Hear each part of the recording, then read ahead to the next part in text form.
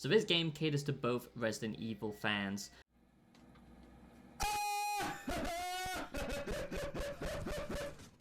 It's essentially 2 games in one, and I can basically testify to that from everything that I got to see at Tokyo Game Show, what I got to play, and honestly, you know, this ends up feeling a little bit confused at times, but overall I do think that this is probably one of the most complete Resident Evil games that, you know, you'll definitely walk away feeling satisfied with. But there are some, you know, positives and negatives that I do want to discuss, but wait until my early review for that coming out tomorrow. Today I want to discuss the Resident Evil Requiem reviews, what other people are saying about this game, the kind of hype around this game, setting some good expectations, and basically, you know, giving you a realistic look at the early, you know, reviews and previews and all the hands-on stuff, the overall consensus of what all the other game journalists are actually saying about this game, and give you the actual real facts from what I've played as well. Now, there's a lot to like in Resident Evil Requiem, but honestly, the Resident Evil games, you know, they can feel very different. One being completely more horror focused and very much the survival horror that we've all come to know and love, while others, like the remake, being much more action orientated. So it's the best time now to play these games. So what I've actually seen from Resident Evil Requiem, what I actually managed to get hands-on with and see at the press event in Tokyo Game Show. Check out my vlog if you are curious, by the way, of some of the kind of more, you know, Q&A stuff that I did with some developers and just trying out different games. But honestly, Resident Evil Requiem is going to be the kind of next-gen version, I feel, of Resident Evil. Since Resident Evil 4 Remake, it still feels very much like Resident Evil, you know, is tied to last gen with game design and stuff like that. This truly takes it to that 4 Remake and beyond. So first, let me just say straight off the bat that this game is goddamn brutal. It's probably the most goriest Resident Evil game I've seen in a long time, and at times it almost feels like you're playing Devil May Cry when you're playing as Leon. Like, he's OG, you know, badass, okay? And he is basically like a demigod at this point. And something out of like a comic book with how he like handles enemies and stuff like that. And it was always ridiculous. It was ridiculous in the 4th game, and that's why people love it. I love the 4th game. It's actually my favorite as well, I think, overall of the series. And I mean the OG, not the remake. I do enjoy that, but I just think that they kind of went a little bit overboard this time around. Like, Leon is like, you know, just ramped up to like 11 in this with finishers. Like, they've added new like certain finishers that really like just focus in on the gore, and it's amazing, don't get me wrong, but it's just kind of a little bit over the top, especially considering he's older now, but for some reason he's even more badass, and just, yeah, it's crazy stuff. Don't ask questions you aren't prepared to handle the answer to. And it is completely polar opposite as to when you play as Grace, and that is the whole point of this game. It's 2 games in one. It's supposed to be, you know, like a dualist experience, if you want to get philosophical. You know, you're playing as kind of yin and yang of the, you know, other sides of gameplay design. So you'll be sneaking around, you know, much more like Village with Grace, and much more survival horror, you know, like 7 and the older Resident Evil games, focusing on crouching, stealth takedowns, crafting. I'm not a big fan of the crafting. I'll discuss that in my review, which kind of slows the gameplay down.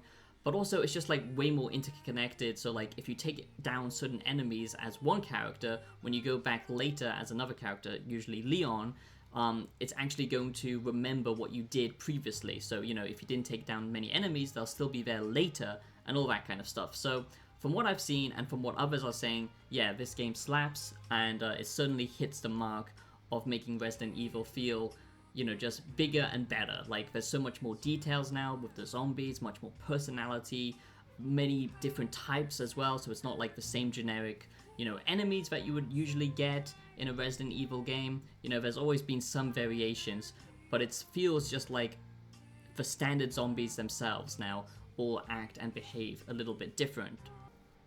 So my review prediction for the Resident Evil Requiem reviews is definitely going to be like a 90 to like over 85 on Metacritic and a very positive rating on Steam. Luckily, they are using the RE engine, and I absolutely love the RE engine.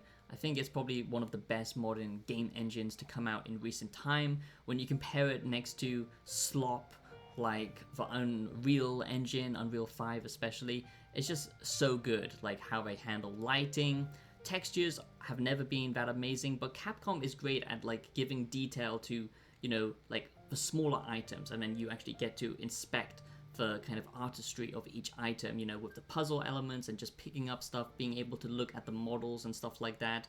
But it's the lighting that's just done so well with RE, and I like the fact that it's actually optimized compared to like if they use Unreal Engine 5. It's just a much better overall engine in my opinion, and I am glad that they're sticking with that. Also, I just feel that Capcom haven't really missed in recent times. I think they're one of the few modern day big AAA developers that just are constantly producing high quality games, and actually, you know, they're big enough to experiment, and their experiments usually work and pay off. That's why you can get some amazing games like Kinitsugami, which is one of my all-time favorite games, a game that not many people speak about, but or Dragon's Dogma or stuff like this. You know, I just think they're really, you know, just on a roll at the moment for the last 5 years. And they did experiment with Resident Evil Village. That was a little bit of a kind of mixed bag, but it feels like they're returning to the roots of Resident Evil with this game, but also they're kind of, you know, it's an anniversary almost. It's a celebration of the history of Resident Evil. It's kind of celebrating the two different sides of Resident Evil, the more campy, crazy action horror, and then the more survival, actually scary, you know, shit your pants type horror where you just have to hide in a dark corner and cry. That's pretty much what this game is. What? And thank you so much, my returning wise ones, for coming back and watching another video. It really does mean absolutely everything to me. And consider checking out my new music released on Spotify. My new album is about to drop very soon. And supporting me in any way that you can by becoming a member or just by simply leaving a thanks, whatever it is, I appreciate you.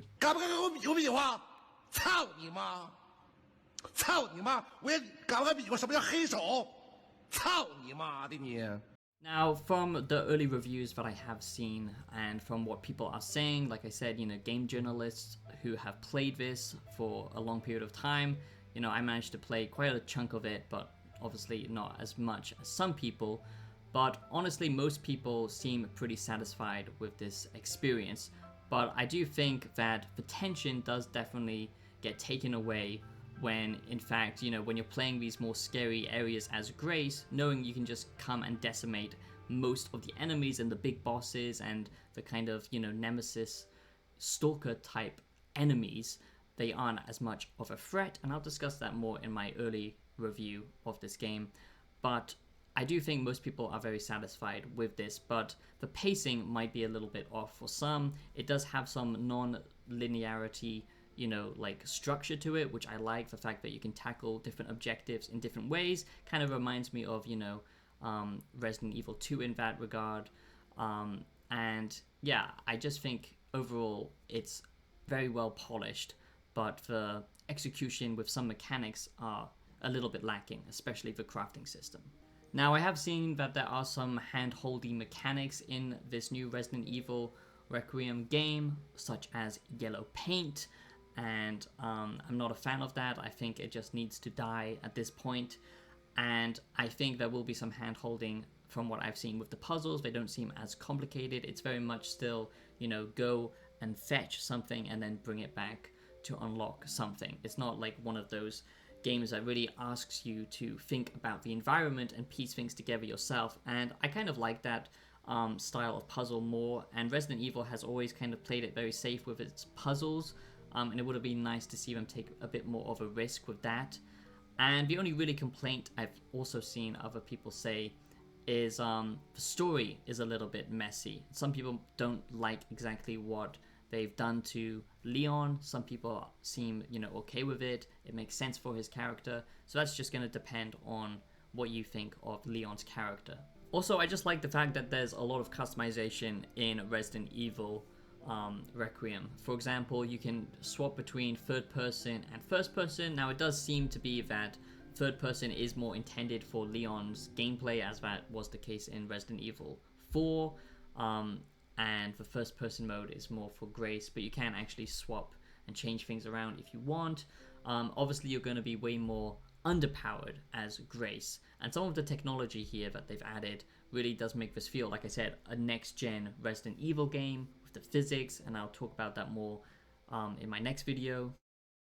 Now, I am a bit worried that they're going to go for more of the kind of Resident Evil 4 chapter style of gameplay throughout the whole game. There are, these focused areas, that's what I've seen, and many others, where it's kind of like the police station in Resident Evil 2, but I'm just a bit worried that they're going to, not build on an environment that you can slowly discover and has like different secrets and all that kind of stuff, and it's all interconnected. That's what really makes these games special, in my opinion. It's the level design as well, and I do like the, kind of the variation in games like Resident Evil Village, for example, and Resident Evil 4 did it well as well. But I just think that original place of having a singular location fits better for this series, so we're just gonna have to wait and see what other locations you get to see later on in the game. I also feel that this could have been a chance to experiment a bit more. Like I said, this does definitely feel like the next gen Resident Evil game that we've been waiting for a very long time, but I just feel like, with two characters, instead of doing, what Resident Evil 2 did and swapping back and forth between characters, we've seen that, we've done that before, and it's a good mechanic. It makes the story very interesting, and the way they've built on that, like I said, with having your actions, affect each other, which is very cool, and I think people are not really picking up on just how crazy that is, especially with items and resources in the survival sections with Grace, like how much more that matters with her character compared to when you're playing as Leon and stuff like that. But this could have been an opportunity to bring that extra creativity, a perfect opportunity for bringing back co-op like we had with, Sheva and Chris. Like, come on, hurry! We need that kind of gameplay again. There could be levels where you could, play as a co-op experience, for example. That would have been great, because I feel like Resident Evil is a perfect co-op game, and they could have leaned into that angle as well, but I don't think they have. Come on! Come on! Hurry up! Come on! Come Come on! on! Come on! Come on! Also, they have kind of gone for the approach of having it more grounded again with the, enemies and zombies. It's not going to be like Resident Evil 5, where you get to see as much crazy shit, or like at the end of Resident Evil 7. Of course, you can expect, big, crazy, monsters and scary creatures to come chasing after you. Those moments do still exist, but it's not going to be as kind of alien as some of the older Resident Evil games. And I think that's, good and bad. It just depends on your, style of what you like and how well you gel with these characters as well. But in total, I think that the Resident Evil Requiem reviews are all going to shape up to be very positive. I think this is going to probably be one of the highest rated Resident Evil games, if the duality of these two characters mesh well with people. But from a gameplay, level, I think this is probably one of the best games. So I don't really see it scoring, badly. But it might get messy later, because sometimes Resident Evil games, they do start very strong and they go off the rails pretty crazy with some of the later acts. But I don't see any reason as to why this game would flop or anything like that, and there's no real controversy apart from some of the character changes, some of the AAA, hand-holdy mechanics that just needs to die at this point. But overall, I do think that it's going to be positive scores with all of the Resident Evil Requiem reviews coming out very shortly, and it's one of those games that you need to go in as blind as possible. So that's why I'm trying to avoid as much spoilers from what I have actually seen so far. But I do hope you enjoyed this video. Look out for my early review tomorrow. Thank you so much for watching, my wise ones, and I'll be seeing you in the next video. Have a great day.